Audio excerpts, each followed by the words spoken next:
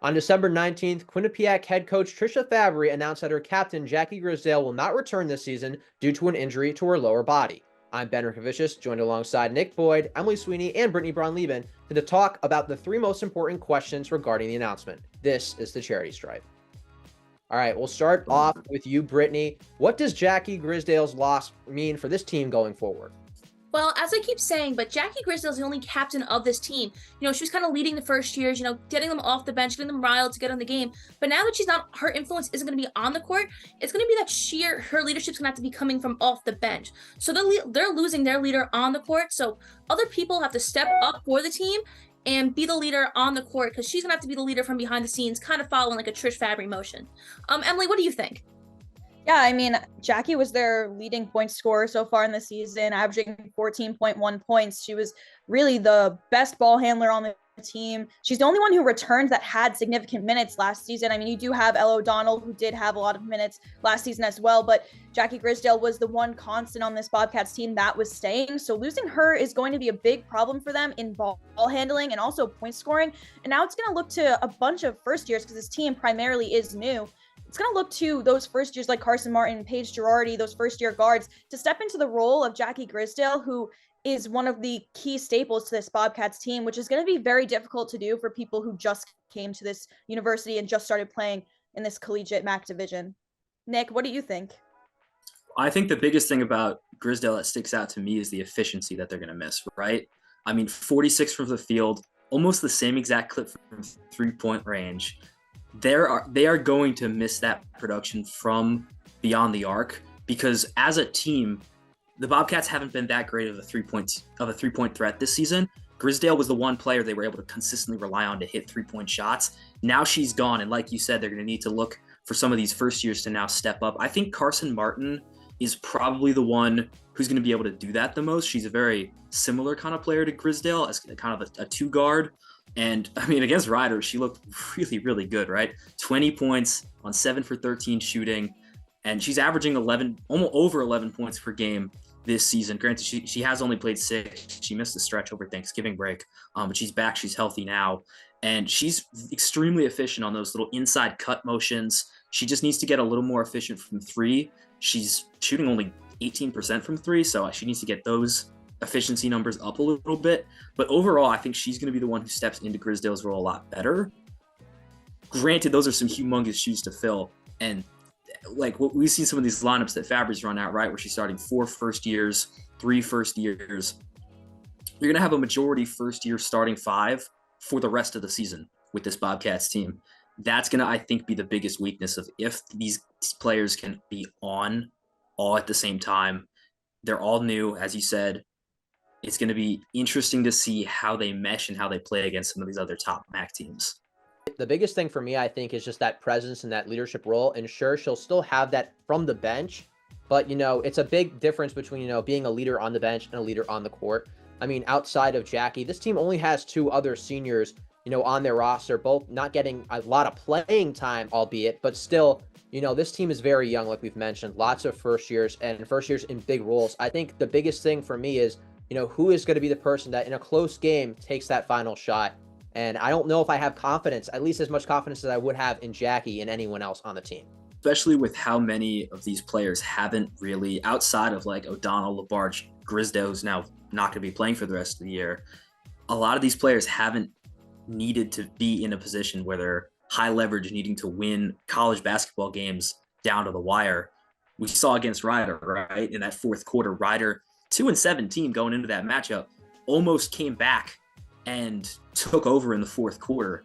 I think once the Bobcats start to play some of these top level MAC teams like your Fairfields, your Niagaras, etc., that's where we're going to see the real test. And I think they also have a real test against Yale at the end of the year. Yale's a pretty solid squad, and Quinnipiac's, very young. It'll be a big non-conference test to see how they can play without their captain. Yeah, Nick, you mentioned Carson Martin earlier. That is kind of like the second biggest question we have. Who can fill those shoes? I know you guys talked about it a little bit. I don't think it can be one player. Yes, Carson Martin did step up in that game against Ryder, getting 20 points. She was a great ball handler in that game for the team, but it's going to have to be all of them combined, because between those first-year guards of Carson Martin, Paige Girardi, Maria Keeley, Cassidy Thompson was getting some minutes in the last couple of games as well. I think that all of them are going to have to combine to try to fill Jackie's shoes. I don't think one of them can do it right off the bat because they don't have the experience that Grisdale has had, especially in this MAC conference. Like, Grisdale knows these teams. She knows what the weaknesses are for those big teams like Niagara. Even with Rider 2 being one of the worst teams in the MAC division, Grisdale's the only one who really understands their styles of play and how they differ. So without her on the court, that's going to be a huge problem. And I don't know that one singular player can fill those shoes. I know you did mention Carson Martin. She has been the one stepping up a bit, but that's not stepping up to the standards of what Jackie Grisdale has done for this squad. I don't know what you think, Brittany, about who can step up. I think it has to be a team effort, though. See, Emily, I kind of agree that it has to be a team effort, but I think the first years are giving their all, and they really proved themselves so far this year. So the players I think that need to step up are Grace LaBarge and Ella O'Donnell. As we've seen so far, they kind of haven't been impact players. We're seeing more of a step up from Anna Foley, Carson Martin, and Maria Keeley, and they're all stepping up as first years, but Ella O'Donnell and Grace LaBarge haven't been doing their parts. If you go for their total points for the season, Grace LaBarge has 63, okay? Anna Foley, the first year on the team, has 109. That's almost like double her points. And even Ella O'Donnell, sure, she has 90 points still, but as a big and, being a leader on the team, you kind of have to step up a little bit more and get more out of your comfort zone. They're kind of playing comfortable basketball, and I think they have to step up and play a different game and, bring more of an intensity like Jackie Grisdale brings. They also do need to bring some calmness too, because these first years, once you get into playoffs and situations like that, you get so riled up in the back and forth. The game kind of moves quicker, going back and forth from the two sides, offense, defense. You kind of get into a pace that can be very dangerous for a young squad to fall into, that fast-paced game, which isn't really the Bobcats' strongest style of play. They like to settle the ball a little more, and I think Grisdale was someone who could do that so effectively because she was the veteran. So players like Grace LaBarge and Ella O'Donnell also have to use their experience with the team last year, bring it into this year, and try to calm down those first years when it does get into scenarios where it is a very fast-paced game that you kind of need to slow down and take a breath and breathe there as well. I mean, we've heard Grisdale talk about it, right? The other players talk about Grisdale's impact on keeping everyone calm on the floor. That, I think, is going to be the hardest thing to replicate. They can replicate the scoring here and there with Kmark on those cuts, with some of those other players from three, with LaBarge, O'Donnell, Foley. They can find the minutes and the scoring. I don't think there's anyone else on that team who can be that veteran presence on the floor right now. And that's the biggest to be missing. I think from a scoring perspective, someone I look to take more of a step up, like Brittany mentioned, is Ella O'Donnell. I think that she has a really good opportunity with this team and has, I think, against a lot of teams in the MAC, can have size mismatches as well inside the paint. We've seen a little bit of what she's been able to do. I mean, 22 points against Navy, her season high this year so far. I think we can see a lot more scoring from her. I think as far as a leadership role, someone else that Brittany mentioned that I think can step up is Grace LaBarge. I think, being around this program for as long as she has, and she's got Coach Fabry's trust in her. And I think between those two players, kind of like Brittany said, I think one on the court and one off the court, you get, I think, a little bit more of that replacement. Although I do think, like Emily's saying, the first years are going to have to continue to take that step up if they want to see success in the MAC tournament, which kind of gets to the last question we have. With this injury announcement, how do you guys think that it impacts the Bobcats' chances in the MAC tournament now going forward? Do you see them having less success now, maybe the same, or maybe even more somehow? How about we start with Nick this time? I think they'll probably be a six or a 5 seed in the tournament. Maybe make some noise. It'll really depend. They've also only played one MAC game so far, so it'll really depend on how they do against some of these other MAC opponents that are above or on their level. Then I think we'll get a little bit of a better picture. Right now, I'm tentatively saying somewhere in the 5, 6, 7 range. We'll see what they do. I don't think they can make a run to a MAC championship this year, though, just because of how inexperienced the roster is. I just don't see it happening without Grisdale. I think looking at the playoffs, I think they can make some noise. These first years are very good. They've also had a lot of non-conference games to build their confidence, and now it's going to be about gelling together as a team and trying to figure out the weaknesses of these other MAC teams. I think they might struggle in the beginning, these beginning stages of the MAC conference regular play, but it's a team that I think a lot of MAC opponents are going to underestimate, because you look at it at face value, without Jackie Grisdale, what veteran presence do you have that's really contributing a lot to the squad?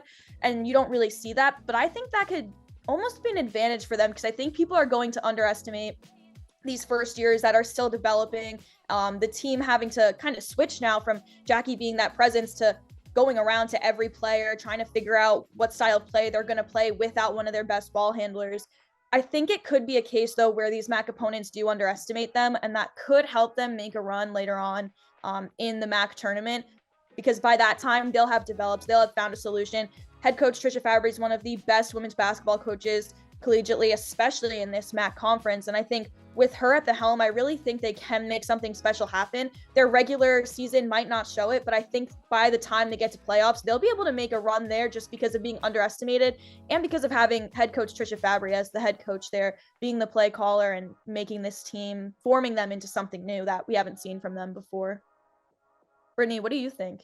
So, Emily, I kind of agree with you, but I don't think, I'm like, Nick, they'll probably be like a 5 seed by the end, but don't count them out. Just because they are first years, they're very talented. And as we've seen, they have great chemistry with each other. From press conference, playing on the court, they all get along. I'd say they have better team chemistry than last year. They're all like friends with each other, and they all get along with each other. So from that, they can grow their basketball stuff on and off the court. Again, we keep saying that we lost Jackie off the court, but she'll still be there on the sidelines coaching and melding this team together. She's the glue of the team, so they didn't like really lose the glue. The glue's still there. They just have to find a way to replace her presence on the court. So I think, in the beginning, it'll take a while for them to like adjust to MAC play, but by the end, going to conference to play, like tournament, I think they'll be fine. I think they could be a contender for the championship. Yeah, honestly, I think I almost err more towards the side of Emily and Brittany right now, just because we look at history and Mackenzie Deweese and her injury to this team, and everyone kind of counted them out. And I mean, listen, last year they get upset to Manhattan. That's just a rough blow to take, but still that team was playing good basketball up until the end there. So honestly, as much as having Jackie's going to hurt, they're going to lose some close games probably for the rest of the regular season this year. And, there are going to be times where they're like, we really miss Jackie's shooting and her leadership on and off the court. But honestly, when you look at the Bobcats offense right now, I think as a spectator and watching Jackie, score like 20 in a game, she scores those 20 points quietly. She's not the kind of player who necessarily okay, you got to be careful. She could go off at any second. She kind of sneakily adds value to the offense and even the defense. She gets in passing lanes all the time too. So I think really she's underappreciated in a lot of ways in that team, and the loss is going to hurt them. But I think her role is a role that is able to, other players are able to step up into the role that she has on the team. I don't think she has this like superstar status that it's unobtainable for any other role players to kind of step up and take that role. So I think they're going to be okay. Do I think they're going to win the MAC championship? I don't think so. Maybe they get out of the first round. That would be my prediction.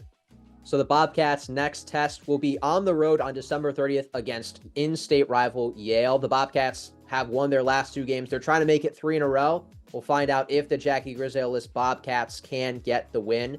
For Ben Rickovicius, alongside Nick Boyd, Emily Sweeney, Brittany Braun-Lieben, this has been the Charity Stripe.